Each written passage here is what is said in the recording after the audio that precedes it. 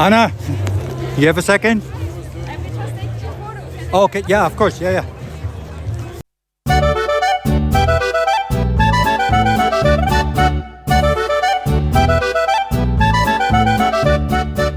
Hello, everybody, and welcome to the Penalty Loop Podcast, a podcast about biathlon by Jordan Gottschalk from Penalty Loop and a regular guest, RJ Weiss from Biathlon Analytics. Hey, RJ, we are back. We are back. It's been kind of normal. You in Florida, me in Calgary, snow on the ground. Yeah, exactly. It's been 3 days since we recorded last, so I think I think we're good to tackle Canmore again. Canmore Part 2. Yeah, and then I guess more from a general World Cup experience. Yeah, rather than the inside being present there. It's just incredible. Like, they were skiing at like 16 plus Celsius, and people were worried about the snow holding up, which I don't know what the organizers did, but it was really good given the conditions. Mm-hmm. And then, so I think Monday was still like plus 18 here in Calgary. Ugh. Then yesterday it was 2 degrees, and now it's below 0 in Celsius. And it snowed, I would say, almost half a foot of snow. Oh my gosh. And it's still snowing.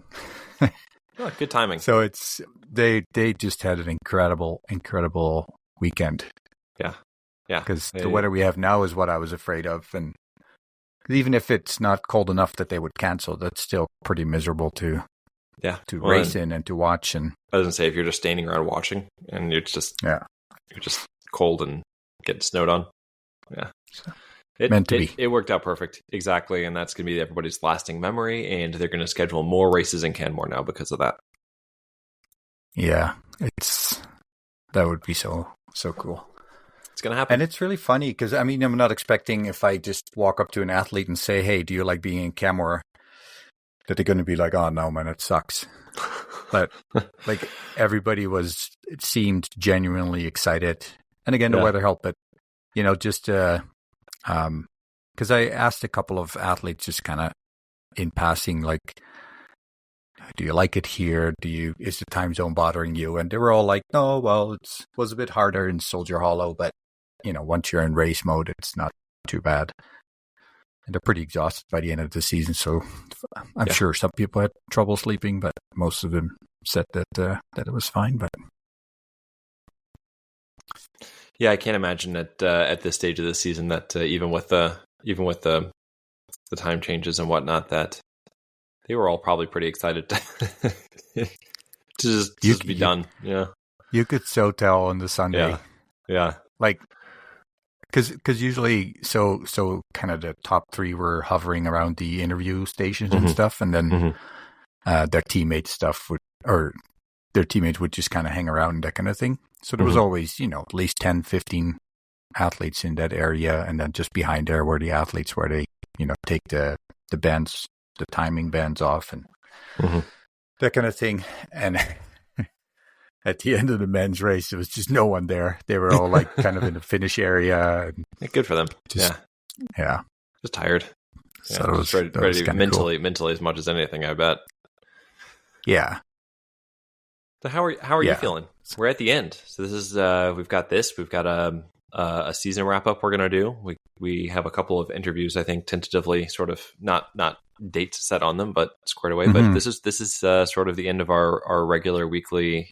That hasn't really sunk in yet. No, yeah, I know, me either. Yeah. And I did want to say I hope to also do almost like a full season review of IBU and juniors. Yes. Yep. But we'll I think we've been talking about that for when about that's a month, going to happen. So we'll get it eventually. Yeah. No, but it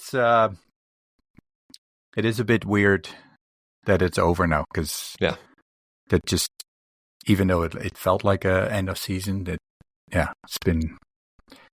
I needed some time to recover, and I just today started downloading all the data of all the races and stuff, and started to do a little bit of analysis on the Canmore weekend and the season generally, but that's gonna have to wait for a little bit before I find something interesting in there. But I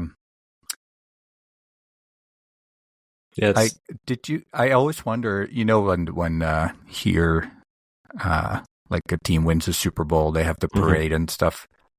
Did you happen to see anything on Instagram with Lisa Vittozzi landing in Italy? And I didn't. I wasn't specifically looking for it, and I'll be honest. In the couple days since the season ended, I did a little social media detox. So I posted a couple times and then sort of put it away. So I really haven't been very active, but I'll have to get back on there. And I don't know if that would even happen. Like, I'm sure there's family and friends and that kind of thing, but just curious if there's actually, say 100 biathlon fans waiting for her at the airport to welcome her home. What I thought was interesting is that you mentioned in the last episode about how shortly after men's race, women's race, shortly after one of the races, you saw, Vittozzi and a couple of the other athletes standing in line at a food truck waiting to get a hamburger. And it's just like, you just don't, the Patrick Mahomes, winning quarterback at the Super Bowl, he's not going to be waiting in line, right? Like, he's just going to have it, right. He has his own truck. Right. Yeah. So just these athletes, and we say this all the time, but they're just so, like, they're just real people, and it's just, kind of fun. Yeah. So I would like to see that because I want Vittozzi to be celebrated, but I'd also like to see it because I just wonder how she would react to it, because it'd be sort of, I could see it would just be like, whoa, all these people. Yeah. Well, and it's, I don't know, I think it's that it seems like typically biathletes are pretty humble people, and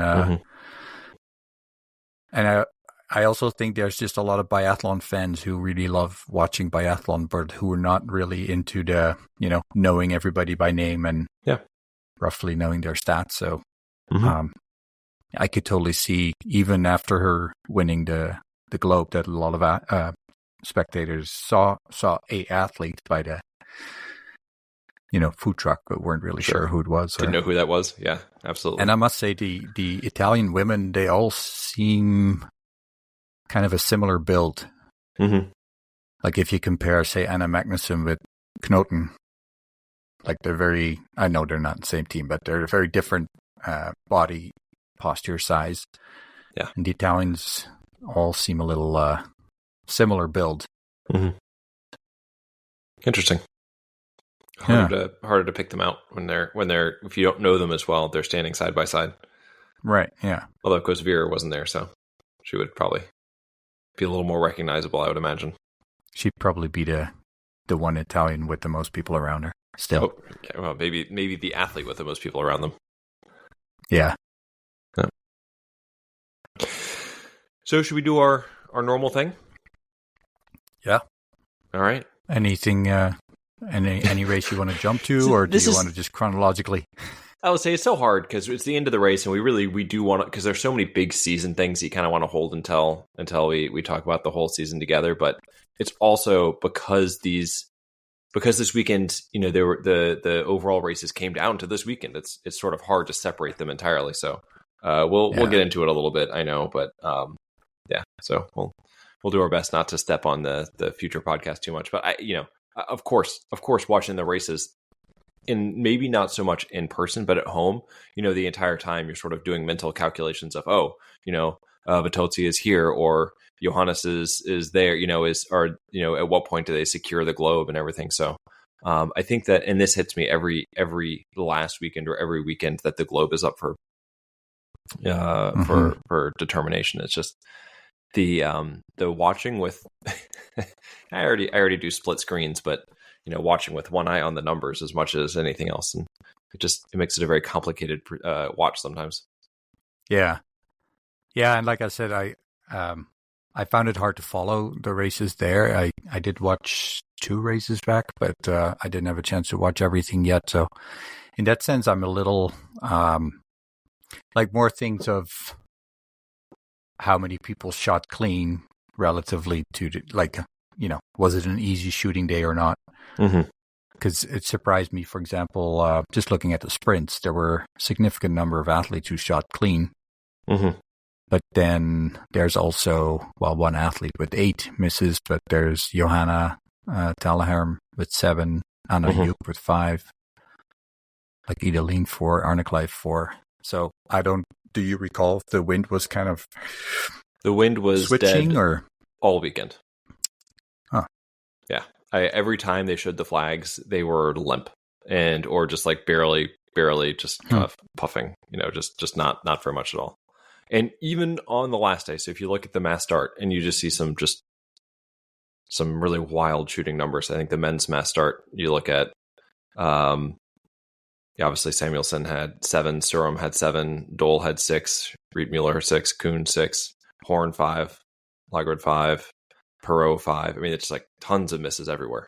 Could be that a lot of them were in a position of, like I'm going to do Emilien Jacquelin today. That's what I was going to say. If it works, it's great. If it doesn't, it doesn't. Yeah, I think at that point everything was decided except for the U25 and the Mass Start Globe. And I think that people were tired, and it was just kind of like, what's happening? Well, just let it go. Yeah, and I mean, combined the travel and then the end of the season and just everything combined, they were just also probably just exhausted, right? Oh yeah, they had to be. Like, of course, I don't see all the athletes on the ground at every race because you're just depending on what the cameraman picks up, but to see them right in front of you and not just, catching their breath, but literally like barely able to breathe and well, you talked about significant pain. Lotte Lee, they came and checked on her because she was, just collapsed. Yeah.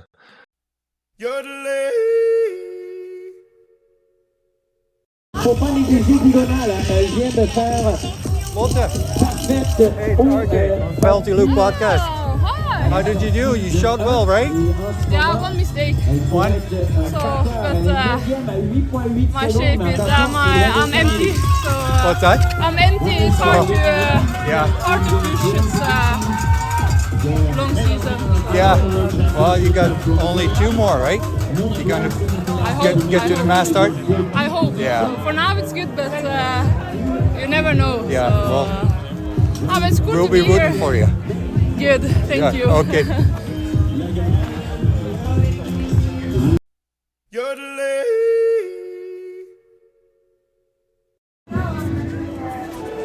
Lotte, you have a minute or?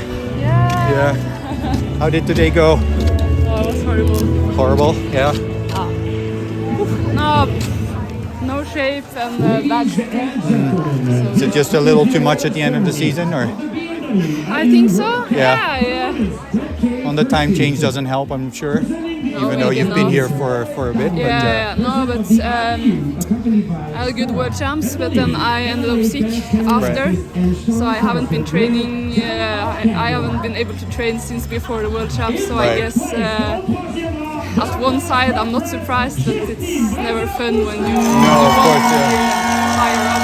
And I'm sorry I didn't follow, but are you on for the mass start tomorrow? Or?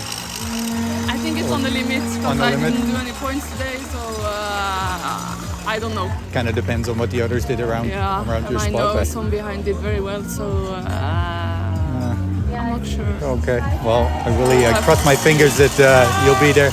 Can I just give you a little token of our appreciation for being on the podcast earlier, and we would love to talk to you again in the off season if that works for you. Thank you very much. Yeah, you're welcome. I hope to see you on the track tomorrow. Take care.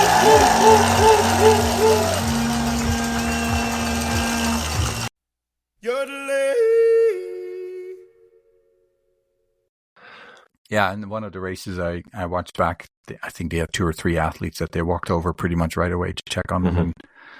And I do, we're not that high, but it's still over 1,000 meters above sea level. Like 1,400 at Canmore, isn't it? Yeah, 1,400. And then, like I said earlier, the range entry is not easy. And, compare that to other ranges where they usually have a flat or even a little bit of a downhill that kind of takes them slowly to the range. Here, you basically have a steep uphill, then a bit of a flat, gradual downhill, and then a long, not so steep, but continuously tough uphill. And then even if there's hardly any wind, the wind that's there, you usually get it in your face. Mm-hmm. And then with the sloppy snow conditions, and then you have a bridge that for them looks like it's not it's merely a blimp on the map. But I did actually ask a couple of athletes, and they said it was a pretty nasty thing to do just before you go into the range, because basically they come off and sharp turns, especially like on the downhill where you get some speed, when your legs are already pretty tired. Of course, these are professional athletes, most of them, but it's not relaxing. Let's put it that way. It's not like you're just easily gliding in. So, that could be an effect. And I think I quickly looked at the shooting percentages for events, and of course, the last time was in 2019, and maybe not a fair comparison, but it looked, if I remember correctly, it was one of the toughest ranges if you just looked at the percentages. And then the light is often also something that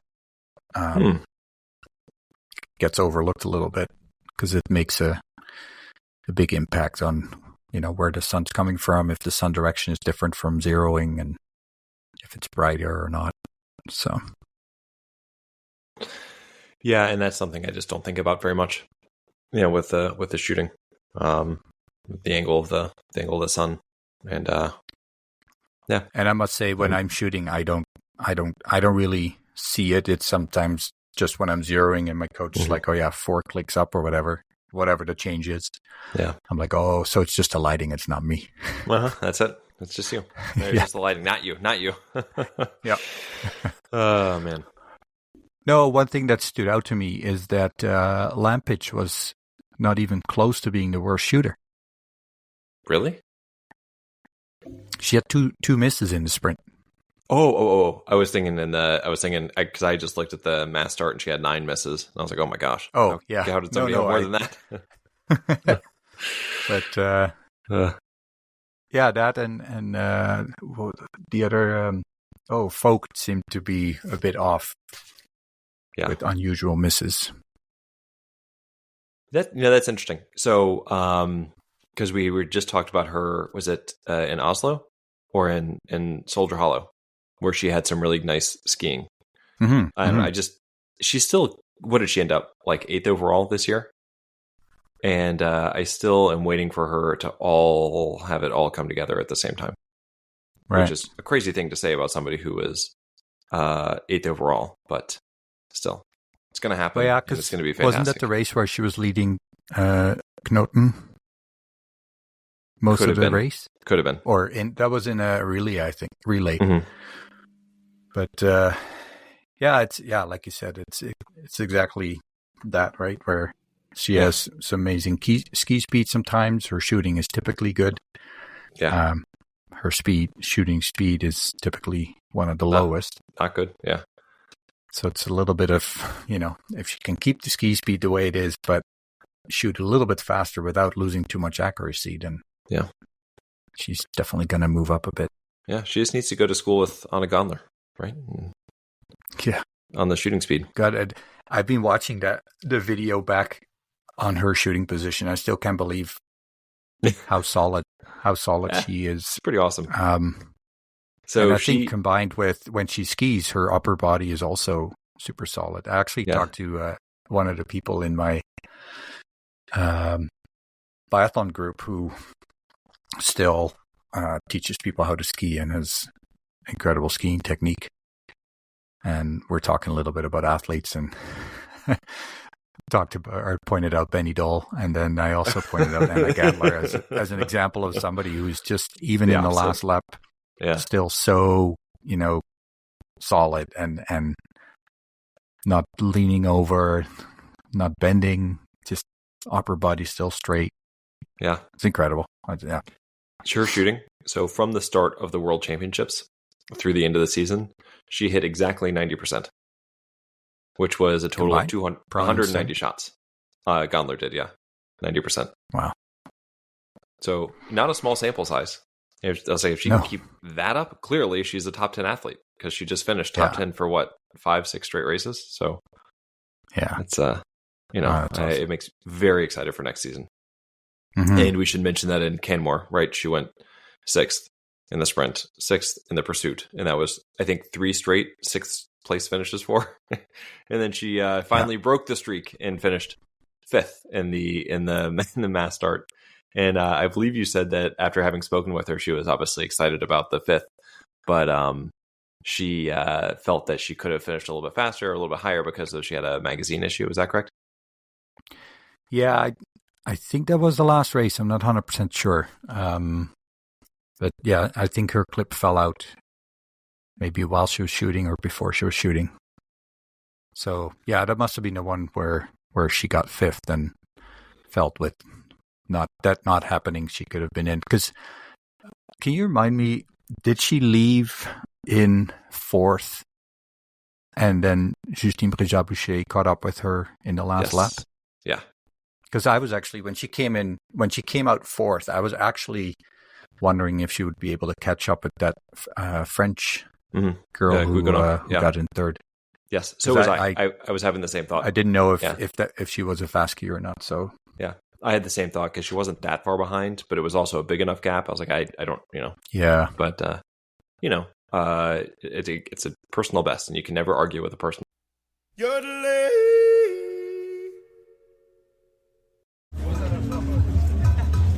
Hey, awesome race, and what an end of the season. Yeah, it was amazing. Incredible. I know you were really hoping for a podium for the last race, I'm sure. It's okay. I had some problems with my prone shooting because the magazine didn't go in, and then I lost a lot of time. And but anyways, personal forget best. what it could have been and focus on what it is, right? It's okay. It's fantastic. Yeah, it's okay. So I'm really so looking forward to the next season, see if you how you can Where keep it up. Where is Jordan? He's still stuck in Denver, so they're not coming anymore. Of course, shit. Yeah. Is there a thunderstorm or what is there? They had a big snowstorm. A snowstorm, okay. And then at some point it just wasn't worth it coming out anymore. So. Oh no. But, so I was going to ask you if you have a bib that I could give him. I have one in the hotel room now because this one I want to keep because it's my personal best now. I hope you understand. But maybe or I'll send you one maybe. Because are you going to be around? No, that not. No, but I will see because I have a friend who lives in America and sometimes she's in Austria and I always give her the things to send. Okay. Or if you maybe drop it off at the desk of the hotel and I can pick it up there. I could. If you can message me what hotel you're staying in. Maybe just write me again. I will. Because, just on Instagram? Yeah, on Instagram. Yeah, okay. Nice. Then I will give you the one from the... I feel so bad for him not being here, so it'd be nice to give him a special gift. So I'm sure he'll really appreciate it. So we're in the Blackstone Mountain Lodge, Blackstone Mountain Lodge? Yeah. Okay. Yeah. And I will put it there on the desk. Okay, I appreciate that. But congrats so much. Yeah. It was really a pleasure to follow you this season. And thank you for cheering. Hopefully we can maybe catch up in the off season some point. Yeah, for sure. Yeah, with the pleasure. Have fun celebrating. Thank you. Bye. Bye.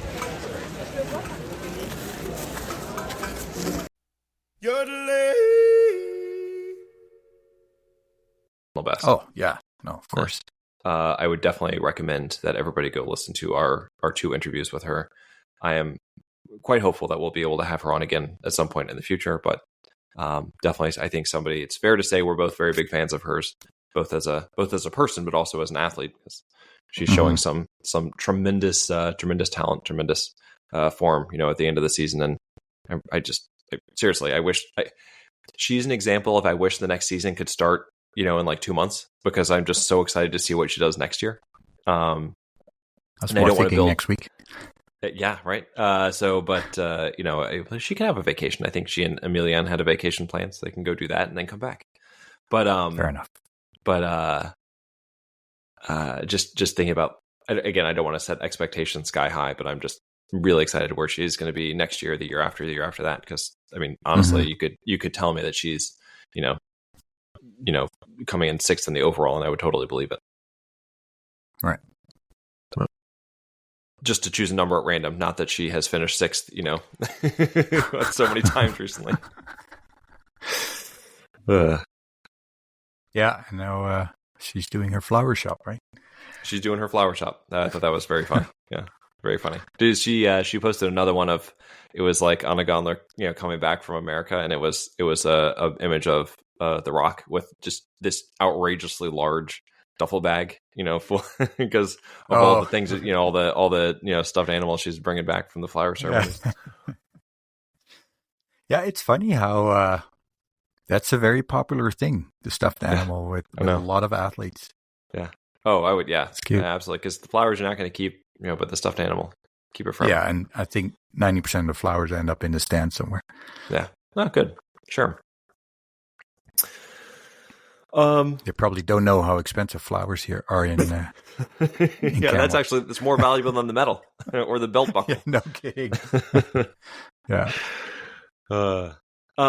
So before we get too deep into it, I mean, I think that we would be remiss to, and we'll obviously talk about more about these athletes. But to me, when I think of Canmore, like I think it really was defined by three athletes, and it was and this is going to be an interesting order I name them in, but this is just how I think about it: is Lou Jeanmonnot, Lisa Vittozzi, and JT Bo. Just because, obviously they had those just incredible wins.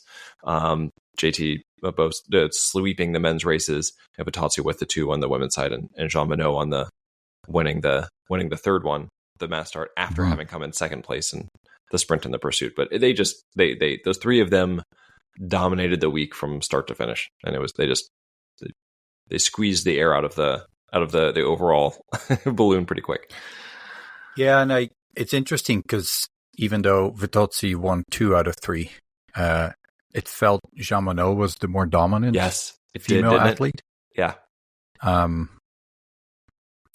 they didn't really have a sprint for the finish in the pursuit, did they?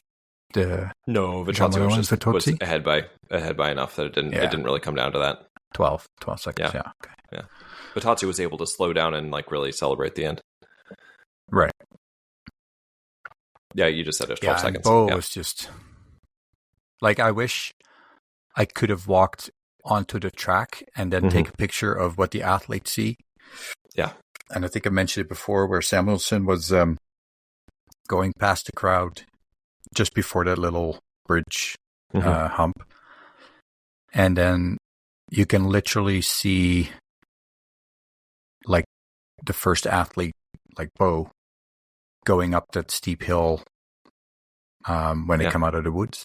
And, that's like, probably takes 2 minutes at least. And that must be so incredibly frustrating. You're not having your day, and then you see the leader of the race. Like, even if you could take a shortcut, skip the shooting, just go straight, you would still, be behind. Well, and so, like, talk about dominance. That was, and his skiing looked as if he wasn't even pushing super hard. And maybe it wasn't, I don't know, but in the sprint, it looked like he turned it up a little bit. But in the pursuit and the mass start, like, if you told me that he never reached like 80% or 90% of his maximum capacity, I would believe it, because it never ever looked like he was pushing it. And the sprint, he finishes with this 1:02 advantage, the biggest advantage ever in a sprint. And he starts out with 1:02 in the pursuit. And even though he had a couple of early misses, there was never a point at which he was shooting on the shooting range at the same time as anybody else. Right. How ludicrous is that? Like, he had misses on his first 2, and still, even on the third shoot, he's still off the range by the time the other guys are starting to shoot. It's just, he never got flustered. In the mass starts out 15 for 15, and these were not, like, in the mass start, these were not blazing fast shooting times. It's 29 seconds, 28 seconds for his prone shootings. I guess 21.9 for standing is pretty quick, and then 24.1 for his last one. But he just was sort of, it was like methodical, and like, I'm just so much better than everybody. Like, I'm just gonna dominate. It's pretty amazing. It was a JT Bo that, even though he's won some races by large margins this year, it felt more like last year, where it was like, no, even in the mass start, nobody has a chance. Like, he's going to win, and it's just a matter of who can come in second. Right. Yeah, that's. I mean, look at the mass start time behind, right? Like Dala 45 seconds and then Jacqueline 108. Yeah, it was. It didn't even feel that close. Even earlier in the race, before he built up that huge lead, it still was like, like he was just slow. You could the first lap, everybody goes around together and then he shoots and he's got this little advantage, and then he's slowly extending that one out, and then you get to the second shoot and now suddenly he's got like this much bigger advantage. But he never it was never like it was never in the past you could see him do these laps where all of a sudden he just puts in like 10 to 15 seconds on people. That might be an exaggeration, but he never just went crazy and just crushed people in the skiing. It was just I know it's anyway. He's the best. Something, he's man. The best. Yeah, right? You can. Again, we'll talk about his whole season on our next episode. But it was. Yeah. And I don't know. Maybe this is one of those things that you don't necessarily get the same view of when you're in the arena or when you're on the ground. But he never he never really shows that it looks like he's stressed. But it was just like this supreme confidence, like, I'm going to win this. I'm going to win the next one. I'm going to win the last one. And, thank you all for coming to my coronation. Yeah. No, but what I do remember from, seeing him in close up, he was relaxed and he was enjoying.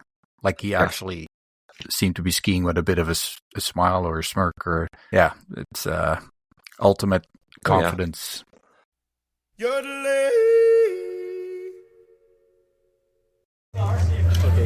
Thank you. Johannes, can I just have a quick chat? Congratulations on your win. You got us pretty excited in Soldier Hollow with your not so good race, but it made it exciting. We also want to thank you for giving us a bit more hope that your brother will stay on another year and try to beat you next year. So, I don't know if he will continue or not. So, or do you think you didn't give him any hope anymore and now he's gonna stop definitely? I think it would be a bigger chance that he would stop if he won the yellow. That's we were saying. So you did us all a favor. Yeah, that's my motivation. I need him on tour. So I'm crossing fingers, but I know that he hasn't decided yet. So okay, no, it's excellent, and congratulations again. Thank you.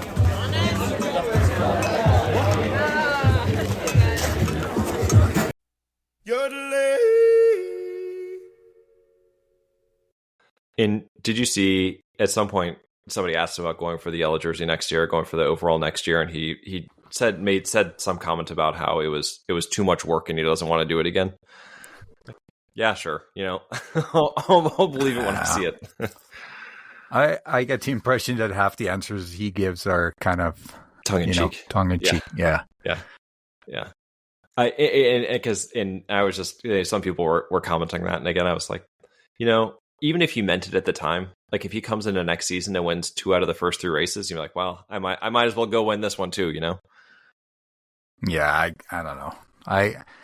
Someone like that, same as Tarje and even QFM maybe didn't have the best season, but they're in it to win it. Oh yeah. Maybe on Olympic years, the focus is a bit different. Yeah. Or if the World Championships are in their hometown or home nation, or I don't know if we talked about this before, that there was some talks about his retirement after the Olympics, and then I read either on the German side or Norwegian side that the rumor was that he actually wanted to continue after the Olympics because the World Championships would be in Oslo the year after or the 2 years after. I think in 28, yeah. And that Oslo was going to get it, but they forgot to submit the application. Oh. So they're not getting it. So now Oslo is not having it. Yeah, I think it's not. Oh, what was it? At least 4 more years after the Olympics, or 5 more years. I don't think he's going to stick around until he's 40. He's not going to wait for that. So I have no idea if this is anywhere true, or if you would ask JT, like, what? I know nothing about this, but that would be, that's pretty crazy. Yeah, I know. He came into the week with was it like a 62 point lead?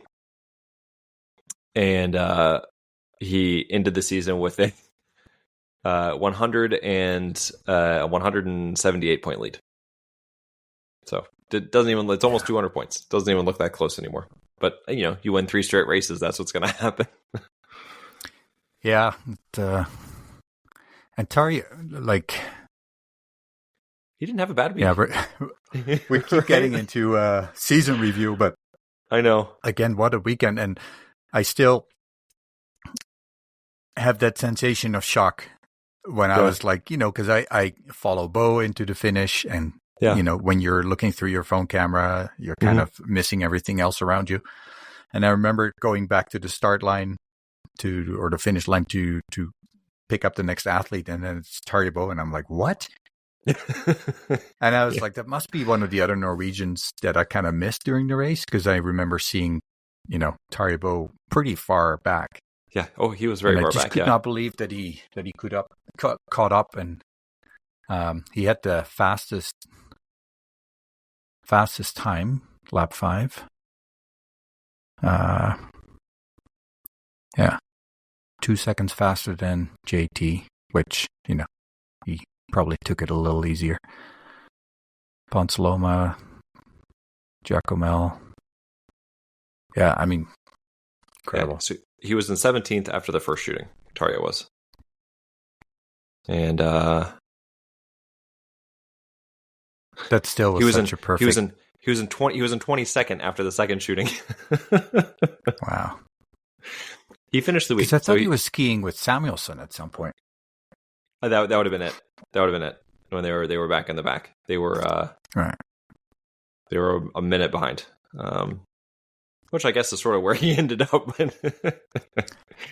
but much higher up in the rankings. He finished. I still really would like to know what happened with him. What do you mean, Samuelsson? Oh, well, he was 6th in the sprint, 2nd in the pursuit, and then in the 30th, and then mass start. Yeah. Like, he must have been like after the first lap or second lap, he must have been last almost. He was in last after the second shoot by a decent margin. Yeah, and then yep. He was shaping up to have a very good weekend. That was his first podium. His first podium he had since the very beginning of the year, right? Since Hawkfieldson, and when we were, think back this far when the season started, we were talking about how Samuelsson was looking like a man on fire, and was this a new Samuelsson where we're going to see a different type of year from him? And then he sort of faded away and didn't quite have the year that we had hoped, and now here he finished strong until the mass start. Yeah. I can see missing 3 in prone. The first prone is a bit deflating, and then another 3 in the next prone. It's like, all right, I'm gonna just take it easy from here on out. Yeah. Surum clearly was taking it easy. He had the same number of misses and finished a minute behind. Yeah, I don't know what was with him. I mean, a lot of things we don't know. They could have like a stomach bug or whatever. Sure. Yeah. Before I forget, did you catch this in the in the mass start finishes? So 23rd place was Philip Horn, 24th was Johannes Kuhn, 25th was Roman Rees, 26th was Danilo Riedmüller, and 27th was Benny Dole. So it went German, and they weren't like right next to each other. It was 311, 327, 329, 333, 341. So they were like just spaced out enough, but I just thought that was kind of quirky. So do you think Justus Strelo is kind of not part of the French he's not group? One of the cool kids. Yeah, he's not one of the cool kids, clearly. Yeah. Oh, and Narath as well. No. I did see that they also seem to be pretty close to each other in the standings. Yeah, 12, 13, 14, 15. And then 20 and 27. Yeah. I think did Justus Strelo, did he finish top of the standings of the Germans? No, Johannes Kuhn. Oh, he did? Really? And then Benny Dole, and then Justus Strelo, and then Philip Narath. Yeah. Philip Horn has actually had a good season too of the Germans. Yeah. Well, he just considering he came up mid-season. The IBU Cup last year. Yeah. So. Yeah. Going back to Tarja for a second, it feels like he had a bad weekend, but he didn't. I mean, he went third, fifth, and it only feels that way, at least to me, because I didn't think about him very much because his brother just sort of was so dominant. But again, the reason I bring it up is not to jump on Tarja, but it's just it was just a whole season of great weekends. There was no weekend where he looked anything other than the second best man in biathlon. So I think it felt disappointing because we went into the weekend thinking he needs to basically win all the races. Yeah, that's true. Yeah. And he then, had a great weekend, right? He had a very good weekend. But, as did Giacomo. I was going to say the Giacomo needed to have a good weekend to hold on to the U25 and not get passed at the end like he did by Hartweg last year. Mm-hmm. Yeah, he must have been pretty excited when Perrault, did he miss 2 in the first? In that last race? Oh no, he was shot the the first second 5 shoot. And then he missed the second. Yeah. It was really the it was the second shoot, and Giacomo had a miss and Perrault had a miss, and at that point they were pretty close in the standings, and then Perrault had a little bit of a issue on the last shooting, and at that point I think I texted you at that point it didn't really matter because Giacomo was doing well enough that Perrault needed to basically get a podium, but still it was I would have been very happy for either one of them, but it was nice not to have Giacomo get I think with the history he was clearly very, very happy about it. I think the Italian... another guy who was really happy was Tero Seppala. Oh, finally got a top 10 at some point, and I don't know, with one of those moments where you, without thinking, you just put your fist up for a fist bump. Yeah, and he's like, you're like super excited. Yeah. was that the mass start day or the pursuit? No, I think that was the pursuit. Because that was his first top 10 of the year. Oh, okay. Yeah, he was pumped. Yeah, he was definitely excited about it. Totally pumped. Yeah. That was nice to see. Going back to the Italians for a second. So the Italians obviously had a very good weekend. The Giacomo U25, Vittozzi, obviously the overall, and I think that she also won the Pursuit Globe as well. And but also Beatrice Trebucci had two personal bests. She finished 13th in the pursuit and the mass start. Biona had a personal best in the mass start when he finished 11th. Now he finished 11th. I think that he and Hofer were intending to finish tied for 10th, but I don't know how it works out. But Hofer got 10th and Biona got 11th. And then Elia Zini had his career best as well. And I don't remember if it was the sprint or the pursuit, but he was. And other than Hofer, they're pretty young, right? Very young. All those guys are like early 20s. Yeah. Oh yeah. So that was pretty cool to see. And Hofer making a good comeback too. Hey, not nice. So much this last weekend, but just for the season. Yeah. Especially when. Because he raced like 3 races last year, right? Yeah, that was that year that he was training with the Swedes, and people were kind of wondering if he was building some connections to retire and then do some coaching somewhere else. And I mean, I cannot imagine that he would not even try to make it to the Olympics at least. Yeah, he looked good enough this year that. Yeah. And their relay team was really good. They had a couple of podium finishes, so I think especially as Giacomo is only going to get better and Biona is going to come along, so I think they've actually, if Hofer can hold on, they've got a chance at a relay medal at the Olympics. Absolutely. Yeah.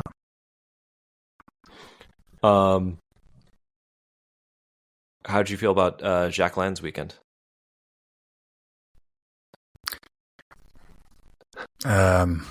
Fourth, exciting third for us. Yeah. Regrettable for him. Yeah. Because it was another race where, you just feel like there was more in it for him if he just tried a different tactic. But so it's funny because I'm starting to see moments where I'm like, I think he's actually trying to slow down. But then he hits one, and then he hits one, and he's like, oh, yeah, shoot. Yeah, I wish you guys could all see RJ's face, because I think that is exactly what Jacques Land does. Here we go. Yeah. If you could almost like have a mechanical trigger blocker or whatever that, he shoots and that it has to reset in 2 seconds rather than just being able to pull the trigger right away. Well, what would happen is that he would just pull his trigger down immediately on it and just hold it there until it gets until it go. Maybe. I have the experience when I watch him, and then I'm like, oh no, here we go. But then halfway through the race, when he's doing well again, I'm like, oh yes, it's gonna happen. He's gonna do it. He's gonna do it. And then the inevitable happens. I'm like, oh no, not again. But then I would say this week there was enough times where at the end of the race you're like, oh yes, come on. I know. Get back into it. And I am like, as bad as I feel for him, how he has so many of these races where he kind of throws it away by shooting too fast. Well, easy to say, but I really, really hope, because he has these really bad shootings and then comes back in the next lap and still has a chance to win it. No, and I really hope he's never going to lose by half a second. Yeah. And then thinking, if I only would have not stopped shooting and shook my head for a second or two and then keep shooting. Oh, I thought you were going to say, if only I would have shot faster. No, but you know how he has that tendency he misses 2 in a row and then he pulls his head out of the rifle and shakes his head in disbelief, and then... I know.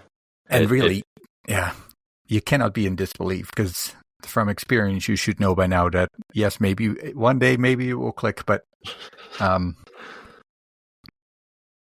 this is going to happen more often than not. Yeah. No, so I was looking to see the race where you said that you felt he was slowing down. So in the mass start, I think this is it. In the mass start, 26 seconds, 25 seconds, 23 seconds, which 23 seconds for him standing is pretty slow. Yeah. So, he was working on it. Like he was trying to throttle himself back. I'd love to be in a room and understand French when he's talking to his coach. Do they? Yeah, I wonder too. Are they trying to make him the best he can be while still allowing him to be himself? Does that make sense? Like, I honestly don't think it's a matter of allowing. Yeah, he's going to do it anyway. Because, you're not allowed to talk to them in the range, but I've even seen coaches yell at them, and again, I don't know what they're saying in French, but I could very easily imagine that it would be like, merde, Emilien, slow down, idiot. Yeah, they must be pulling their hairs out sometimes, but. And it would be one thing if he was like, this is not derogatory, but if he was like, middle of the road, like if he was like I usually wouldn't say middle of the road, but good, but not great. Like if he was a Kirchmar, right? Like he can get in the top 10, but he doesn't have the talent to be a, top 3 in the overall type guy, but he does, right? Yeah. Anyway. Well, imagine him finding a way to slow it down and just increase his shooting a little bit. Mm-hmm. He would probably, especially in pursuits and mass starts, he'd probably be right up there. Not necessarily winning, but he definitely would increase his chances in the World Cup standings. Right. And he's already, 6th this year in the end? He ended up 6th. He was the top non-Norwegian. And that was with most of the season really not looking all that great. Well, true, yeah. Man, I still feel like they found some miracle wax. Yeah, at the World Championships, and stuck with that for the rest of the season. Things turned around. Didn't I guess QFM had some good finishes in there as well. He would have had one even better finish in Soldier Hollow had he not. Well, remember Antholz? Where he was conniption? in second position, and then the two Norwegians just basically flew by him. Yeah. But yeah, you're absolutely right, because starting at Worlds is like from that moment on, they have been skiing much, much better. Although in all fairness, the women were skiing pretty strong all season. That's what I was going to say, is that the women were good the entire season. So whether it was the wax, whether it was the miracle wax, the wax from heaven, or that was just their training, just for whatever reason, led them to peak later in the year. But and it's funny because now that I think of it, there's been a number of teams who, my guess is, tried to peak at the World Championships, but really started doing well after, like as if they missed their peak by a week. Who are you thinking? Well, Estonian women. I mean, they had a strong World Championship, but they were really strong after that. I would say the American men seem to be pick it up.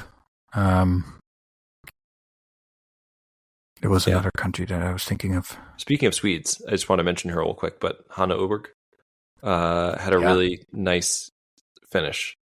She 5th, 7th, and 6th this week, and that was actually her best run of consistency and since the very beginning of the year. It was just nice to see. I feel like this is sort of actually that was her longest streak all season, right? It was just her best stretch of the season, so it was nice for her in what had to be a frustrating year to go out like that. But yeah, I just wanted to mention her. To be very honest, and that's most likely fed by the recent results. When I'm looking at the standings where she's at, I'm almost surprised that she's far below her sister. Yeah, because I kind of felt that Hanna had a stronger season than Elvira all combined, but clearly not, because Elvira has 8:29, Hanna has 5:28. So,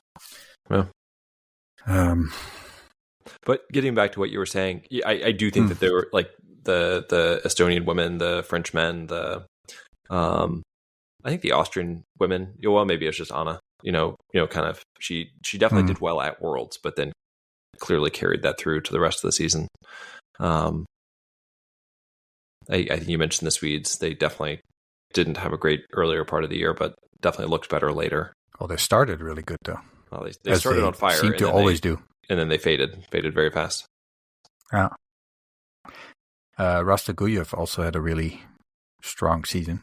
Oh, we're going into the season again. I know, we're doing it again. Focus. Canmore, focus. Merd, RJ. What are you doing? Slow down. Yeah. Actually, it's so you were talking about the French finishing. I actually had written this down already, and I forgot to mention it. But the French weekend, you had Jacques Lannes 4-4-3, Jeanmonnot second, first, Julia Simon, who was clearly disappointed to lose the pursuit in the Mass Star Globes at the very end. But we can talk about that more later. 4-4-7, Justine Brezal-Boucher, 3-8-4, and then Antonin Guiganot's sister, who I'm not sure how to pronounce her first name, Gillon, 11th, 5th, and 3rd. So overall, the French really had a nice weekend in Canmore. So maybe Emilien, after last season, he had some notes that he brought back and was able to prep the team well. I'm going to give him credit for a nice scouting trip. Yeah, and it was I was a bit surprised, talking about women who seem to have a good weekend, with Stina Nielsen, who had completely fallen off my radar. And she was 24th in the sprint. I think she did quite well in the maybe not pursuit. How did she do? Oh, not good at all. 53rd with 8 misses. Okay, well, I'll take that back. She had a good sprint. Good sprint. I was happy to see her back on the team. Yeah. And then I also think Anna Magnusson has had a pretty solid season. I think so. Had some really good legs in the relays. She had a solid weekend too. I mean, this is what I liked about Magnusson's season, is not that she had all these great finishes, but it seemed like she was more consistent week to week. And I don't have the numbers to back that up, but it just seemed like rather than a couple of top 10s and then some 45ths, it was more like I'm in 12th, I'm in 11th, I'm in 15th, right? So just the sort of the race to race consistency was there. Right.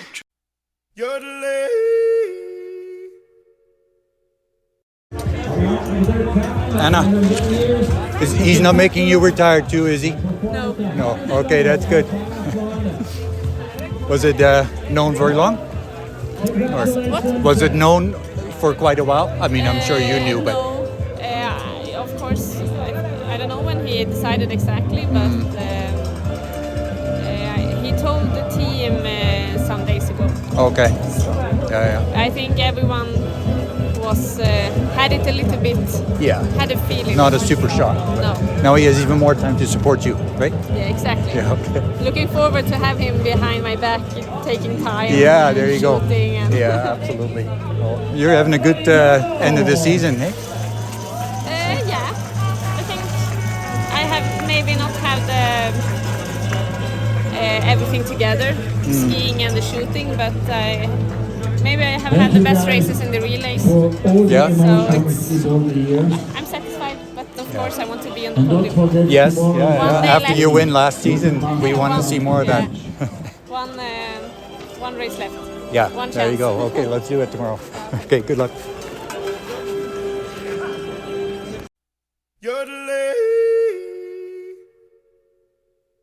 She finished 15th overall, which is a really good season. And who was on the Swedish team? I can't think of her name. Miss Giggles. Mona Borson? No, Giggles? Mona Burson is the one that retired, right? Yeah. But there was another Swede who had a first win of her career either this year or last year. I think it was last year. Lynn Pearson? Was it Liv Pearson? She Do you know why she wasn't? She had shoulder surgery. Yeah. Oh, okay, that's right. Yeah. Yeah. So she left early for shoulder surgery. But I think this is what I was going to say. When that. Sorry, I was going to say, just to wrap up my Magnussen thought, was that she had her win last year. She had 2 podiums last year, but she had more top 30s this year. Okay. So that's that's what I was thinking. Anyway.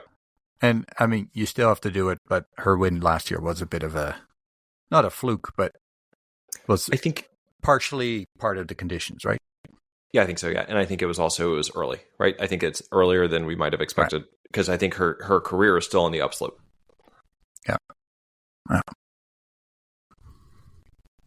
We haven't actually spoken a whole lot about Vittozzi today. I don't know if you want to save that for next episode, just because I think there's a really good conversation to have about her whole career arc and her season.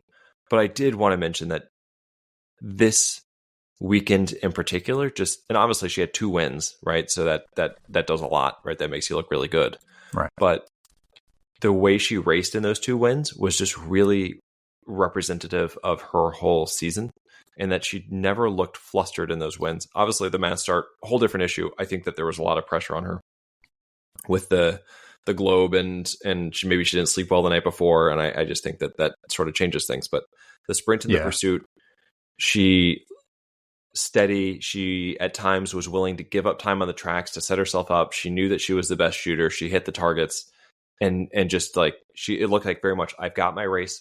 If I run my race, I'm going to win. And and she did it, right? She came into the weekend with a pretty significant deficit, and after one race, she had some help. After one race, wiped that out, and then put it out of reach, really, in the second race. So, and I think we talked about it after the previous weekend in Soldier Hollow, but I really felt it was hers to lose. Yeah, the globe.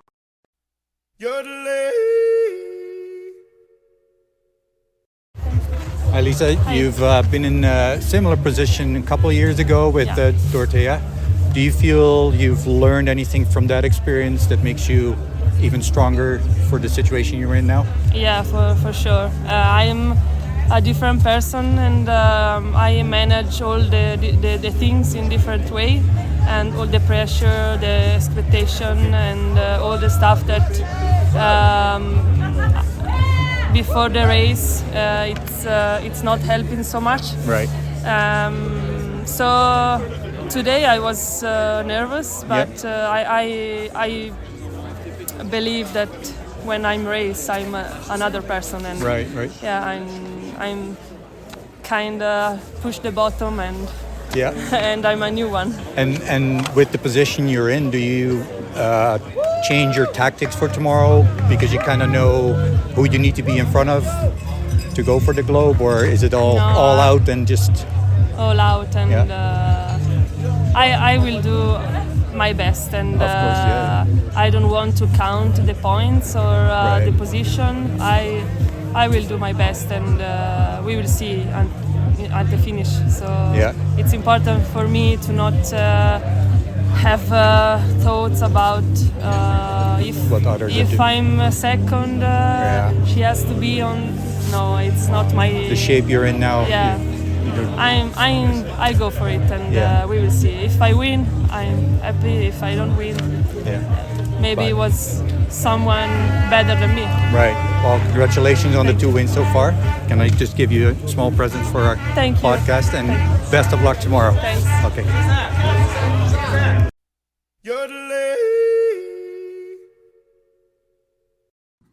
Many people will say this, and probably a lot of them in the Norwegian media, that Tangible lost the overall. I don't think she did. I think Vittozzi went out there and won it. Right? Tangible, although from Tannervolt's perspective, sure, she definitely had a end of season meltdown, but it's not like Vittozzi went like 7th and 5th, and then sort of stumbled into it. Like, she won the races. Yeah, and she beat a very strong, dare I say, strongest biathlete of the women's tour this year. Lou Jeanmonnot was pretty damn good. Yeah. I don't think that you would be reaching to say that.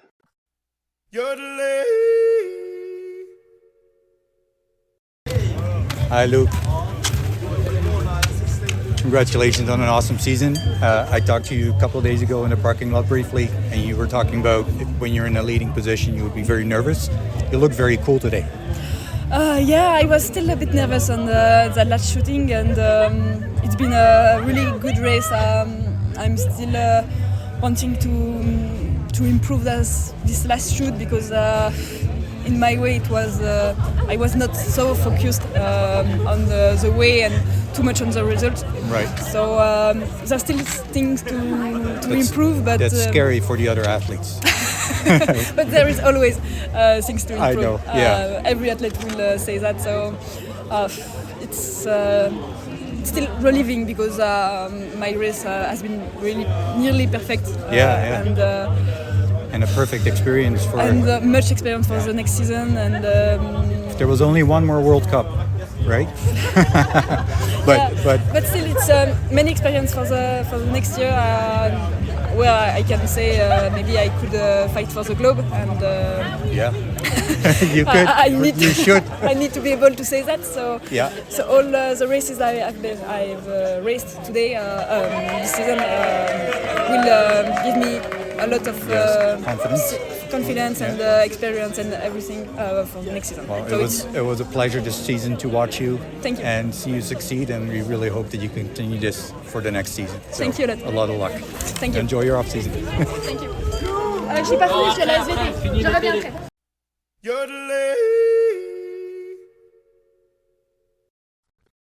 I quickly looked at the some of the stats.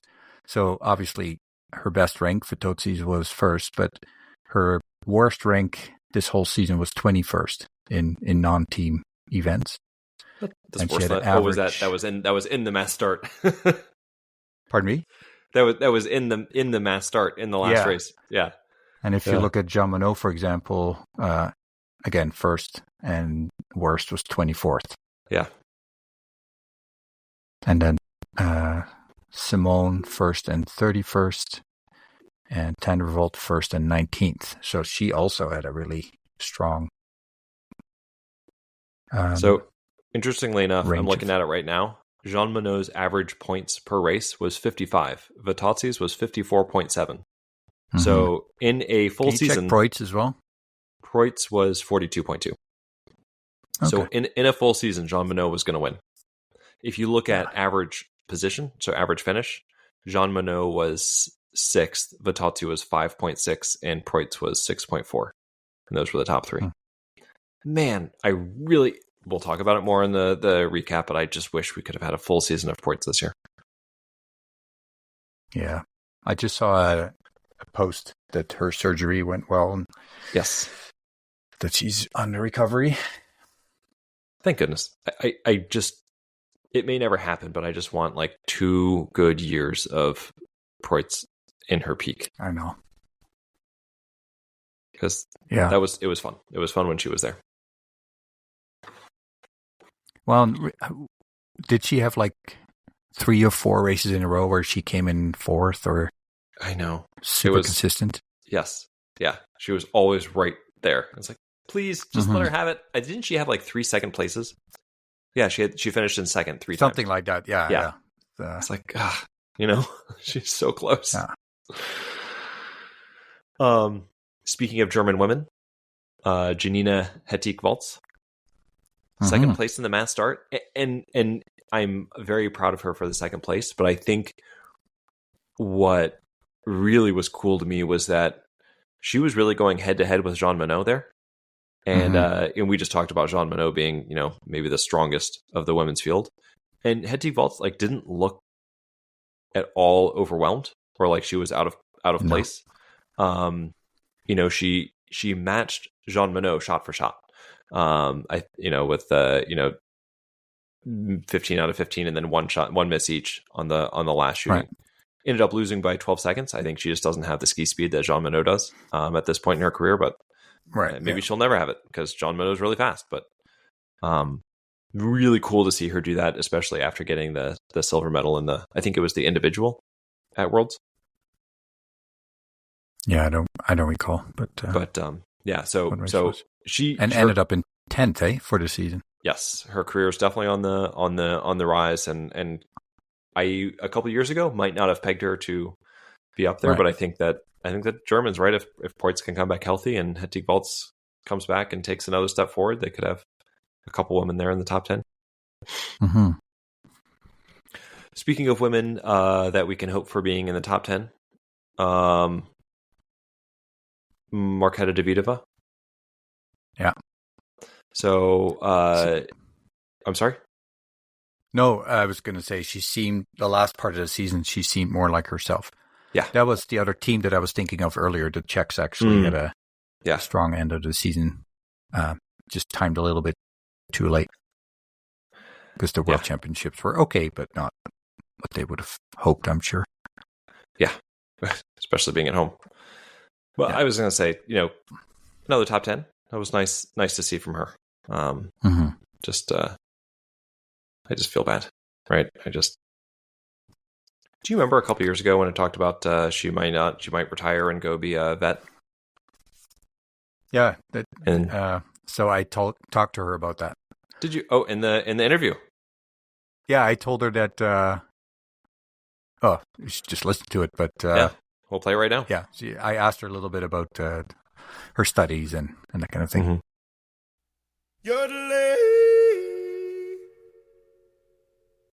We talked to your coach earlier in the season on the Penalty Loop podcast. You had a little bit of doubt if you were going to keep going or go back to studies. You must be pretty excited that you stuck with the biathlon for it.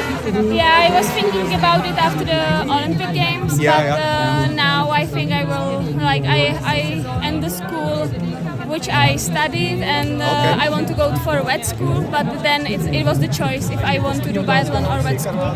But I skipped the wet school, so I will continue with the biathlon. I don't know how long, but of course, maybe not like Björn Dahlen for another 30 years, but we're very happy to see you on the course still. So really appreciate it. Thank you. Thanks.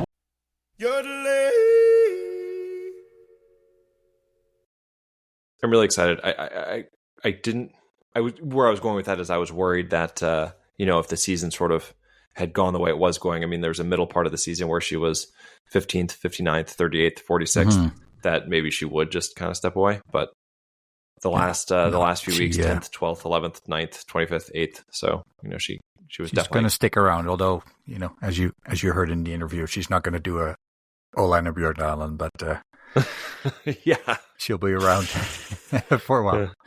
Yeah. So very happy to hear that. Mm-hmm.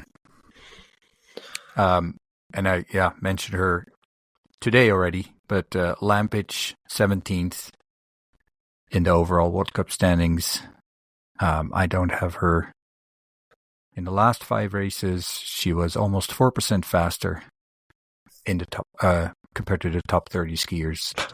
The prone 65%, her standing 55%. Come on. And she is 17th in the world. Did I just say that? 17th in the world? 17th in the world. Like, considering somebody has shooting percentages like that, and I think is almost, I don't know if she started every mass start, but she has been in a lot of mass starts where I was like, oh, I guess Lampic is in there. Yeah. And, based on being 17th in the world, she deserves it. But, yeah. Like, I know there's always the balance. Some are faster, some are better shots. Mm-hmm. But this is a very, very two outliers in faster skiing and in shooting worse. Yeah. And we always say it all the time, like, if she can just learn how to shoot decent. Yeah, and I mean, maybe she doesn't. It's shooting is like, I think we've talked to Matthias amongst others about that, where skiing is something that it sure helps if you've been skiing since you were 2 years old, but it's something that you can work on and get better at. Mm-hmm. I don't want to say easily, but there's progress to be made by training hard. And I think shooting, you also have to practice really hard, but there's something else to it that just comes from experience and having a feel for it. And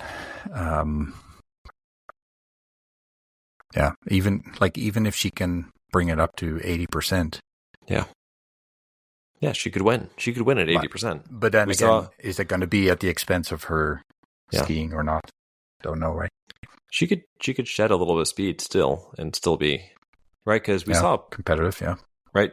Brice Labouche win a sprint at 80% earlier this year. So, and I mean, it's possible. Who's to say if she would ski 1% faster than the top 30, maybe her shooting would be better already. Yeah. Right? Yeah. Who knows? That's true. But, I know we're getting close to being done with this episode, but I did want to mention a couple of Swiss women. Lena Häcki-Gross, of course, with another podium in the sprint. Yeah. What a great season! I definitely want to mention her on our wrap up, because that was one of my true joys of the year was watching her. Yeah.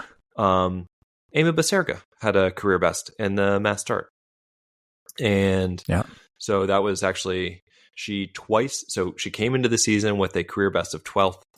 Earlier in the season, she matched it twice, and then she got a 10th a couple of weeks ago, and then got a 9th. So she's moving on up. It's nice to see. I know that a lot of people have. I still can't get over. I hope so. How tall she is.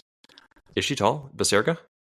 Oh, so I saw her ski by and thinking, oh, who's that? Because it's definitely not Baserga. Because I always pictured Baserga as I thought Baserga was like 5'2". Augenthaler or Idalin, like smaller kind of. Yeah. I don't want to. The word skinny is not the right word, but lean. Lean. Yeah. And then, she definitely has a different posture than I thought. She's ripped, isn't she? Like, she's built. Oh yeah. I remember seeing her. Like, you don't want to get in her way, kind of built. Last season or a couple of years ago, and she was wearing short sleeves, and I was like, "Holy crap!" Like, she has some serious guns. I just So big fan of Amy Becerra over here. Amy, we love you. Just please don't beat us up because you could do it pretty easily. Yeah. In all seriousness, big fan. I have high hopes. I'm hoping that she can follow kind of the progression that Hanna Gandler had this year. That next year can be that for her. Late season top 10. Yeah. I really do believe, assuming the team atmosphere is good, that success in the team helps the whole team, right? Stalder had a great season. Hartwig has a lot of potential. Oh, yeah. Hockey Gross, right? We mentioned her already. Yeah. Becerra coming up. There are a couple younger women on the junior circuit that I have high hopes for as well. So, and is it the upcoming season that Lenzerheide is the World Championships? Sure is. Yeah. Yep. Yeah. Nothing would make me happier than seeing Hockey Gross win a medal in Lenzerheide, right? Like that would be right. Obviously, Stalder and as Hartwig, long as it doesn't make her think about retiring after. Oh God, no. She's still young, man. So yeah, she's 28. Like seriously, yeah, she's been around for a decade. I know. Yeah, I cannot believe it. She's been around for a decade. And she, Anyway, we're going to talk about her a lot. One of my favorite stories of the season. So I've just got a lot of stuff to get into for her. Anybody else? I want to share a moment for just a thought for Julia Simon. She's a complicated athlete. I think a lot of people have complicated feelings about her because of the issue with the credit cards and whatnot, and I don't want to talk about that. But she came into the weekend with the chance to win the pursuit and the mass start small globes, and she lost them both. And you could just see it on her face and in the interviews and. I don't know if you saw her afterwards, but she looked just, I don't know if it was exhaustion or like brokenhearted, but she just looked. I don't know if I sent you the picture, but I have a picture of her being interviewed after the sprint. And she almost looks similar to Tanner Revolt. Yeah. There like was in disbelief kind of. Yeah. I just feel bad. I hate that for anybody. You kind of, somebody has to lose it for somebody else to win it, but it's still, that's hard. Yeah. Where did she end up, actually? Oh. Well. So she was fourth in the sprint, so yeah, probably confusing. I think it was after the pursuit, because I think it was in the pursuit that she lost the globe at the very, very, very, very end. Two misses, yeah. Yeah, and Vittozzi ended up winning it, and it was Vittozzi had the one miss, and so that was it. Like that was I guess that wasn't it because she finished well off the podium, but it doesn't matter, right? She was in the mix. She could have held on to it, and then 3 misses in her last 10 shots. But I just I hate it. Just a question based on just a feeling answer. What would make you more surprised if next season Jeanmonnot continues the way she ended the season, or if she has the very typical, it seems, second year setback? What would I be more surprised about? Yeah. I would be more surprised. So I'm going to answer the question carefully. So I would be more surprised if she continues on the tear she's on right now, because she hasn't finished outside the top 3 since the World Championships. And I think that's completely unsustainable. And I think over the course of a year, you're going to have some moments where you look, not quite superhuman, just really, really good. Right. So she finishes 12th. And I think that over the course of a season, she's more likely to do that. I don't think that she's going to have a super slump. I think that she's going to, barring illness, I think she'll be a top 5 in the overall, if not, competing for the globe at the end of the year. This is a question for you to prepare for next time. I want you to come up with a list of all the women you think can win the overall next year. And then I want you to make a list of all the men you think can win the overall next year.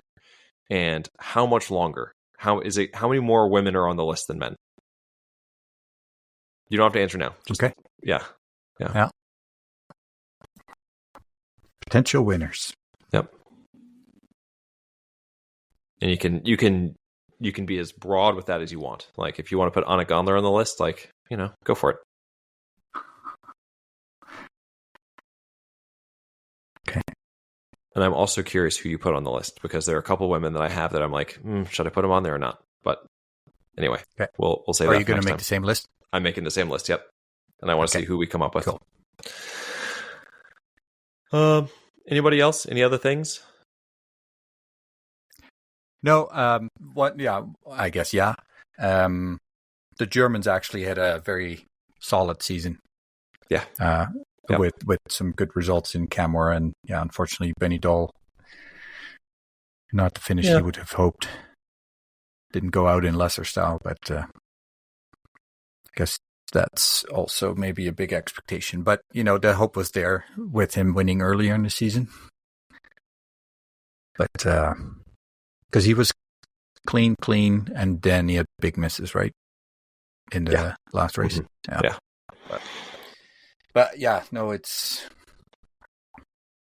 Canmore was just incredible. Do you know was incredible. Do you know where Germany finished in the Nations Cup, the men? No, I do not. They finished in second. Okay.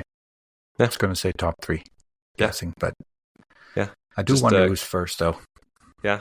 Especially on the men's side. It was pretty close. Yeah. Who was the women's? So it must be France, right? Yeah. Yep. And the women's went France, Norway, Sweden, Germany, Italy.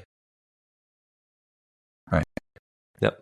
Special shout out, and we'll do this again in the season recap, but to Poland, the Polish women secured 10th place in the Nations Cup. They get the extra starter for next season. So that's excellent. Next year. Yeah. Yeah. That's really big. They've got a lot of young athletes coming up. So congratulations to them. Also, before we go, Baiba Bendica, the biggest riser of the day in the pursuit. She wasn't happy with her sprint race, but she just went blazing in the pursuit. That was awesome to see. So, and we know how much she loves Canmore. She shared the picture of her tattoo and the 3 sisters. So that was awesome. That was awesome. Yeah. And I thanked her. She is last I heard from her, she is on her way home. She was in a layover in Amsterdam. She should be home with her baby boy very soon.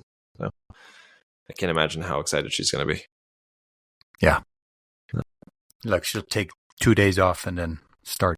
Yeah, she'll put him in a carriage, right? And, yeah. You know he's going on some training rides this year.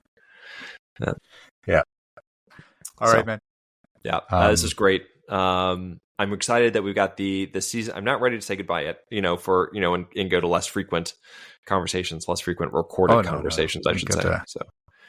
We got the World Cup season wrap up, the IBU and junior season wrap up. We got some interviews, so we got a lot coming on. Should be good. All right, man. Okay. Take care. Take care. Bye-bye.